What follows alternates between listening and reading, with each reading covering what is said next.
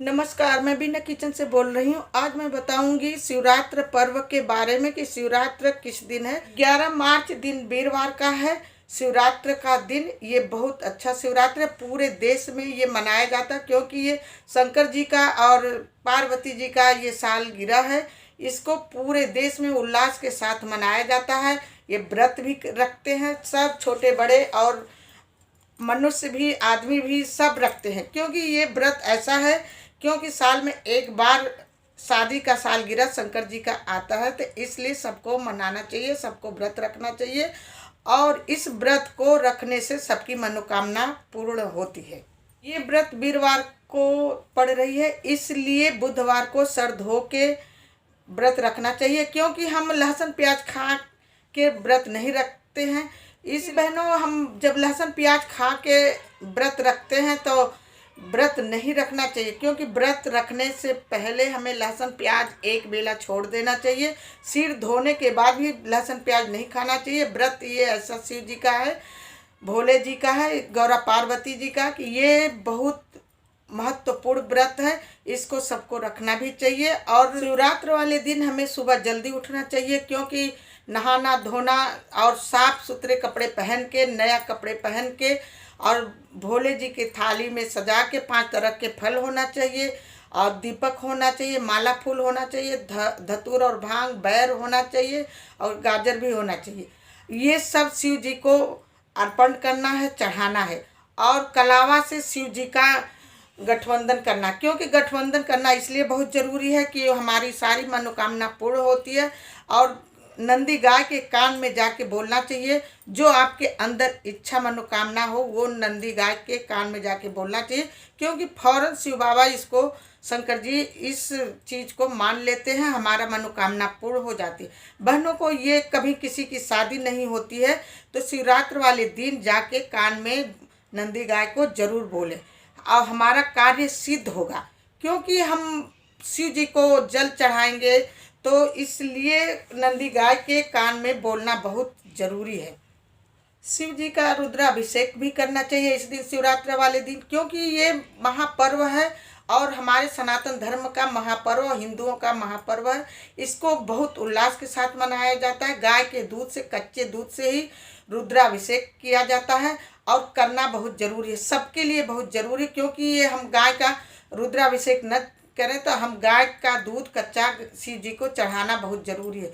शिवरात्रि वाले दिन गाय का दूध चढ़ाने से हमारे सारे मनोकामना सिद्ध होता है, कार्य सिद्ध होती है। शिवरात्रि वाले दिन शहद से रुद्राभिषेक शिव जी का करना है और गन्ने के रस से भी रुद्राभिषेक करना है क्योंकि ये सब करने से हमारे मनोकामना सब सिद्ध होती है। जो रुका हुआ कार्य है वो सारा सिद्ध हो जाता है।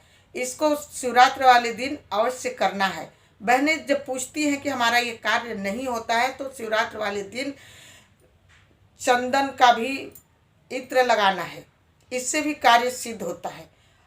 शिवरात्रि का व्रत सबको रखना चाहिए। व्रत रखते टाइम हमें इस बात का ध्यान देना है कि नमक नहीं खाना है और फल, जूस, दूध ये सब व्रत में खाना है और नमक बिल्कुल नहीं खाना है। ये व्रत सबको रखना है क्योंकि ये बहुत बड़ा शिवरात्रि है, पूरे साल की शिवरात्रि है, शादी की सालगिरह है, इसलिए हमें बहुत ज़रूरी रखना भी है और सजना संवरना भी है क्योंकि हमारे भगवान का शादी का सालगिरह है इसलिए।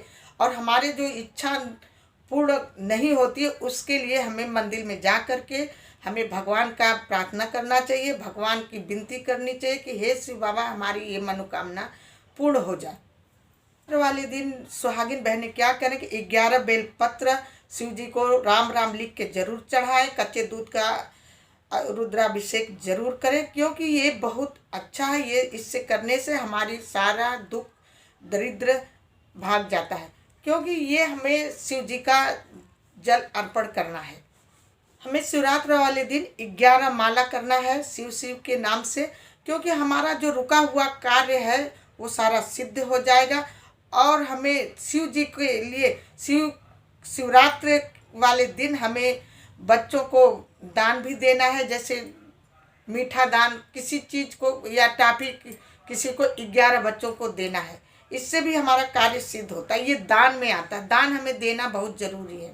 पूछते हैं कि माता पार्वती जी का प्रतिमा नहीं है मंदिर में, तो आप मिट्टी का बनाकर और शंकर जी के बगल रख करके उनका गठबंधन कर सकती हैं। ये नहीं है कि प्रतिमा बहुत सुंदर होना चाहिए, एक थोड़ा सा अपने हिसाब से बना के, नाक कान सब बना के माँ पार्वती जी का अपने मन में ध्यान करके उनका गठबंधन करिए। धागे से, रक्षा सूत्र से उनका गठबंधन कर देना चाहिए, क्योंकि ये हमारी मनोकामना पूर्ण होती है। जिस बहन या बेटी की शादी नहीं हो रही है तो वो शिवरात्रि वाले दिन अवश्य करें, क्योंकि ये बहुत बड़ा शिवरात्रि है। बहनों को चाहिए जब गौरा पार्वती की प्रतिमा के ऊपर रोरी का टीका लगाएं, अपने मन में कामना कर लें, अपने मन में सोच लें कि हमारे घर में मंगल गीत होगी, हमारे घर में हमारे बच्चों की शादी होगी। तो ये अपने मन ही मन में विश्वास करके, अपने श्रद्धा भाव से और पूरे भाव से इनको गठबंधन करना है, तिलक करना है माँ गौरा पार्वती जी का।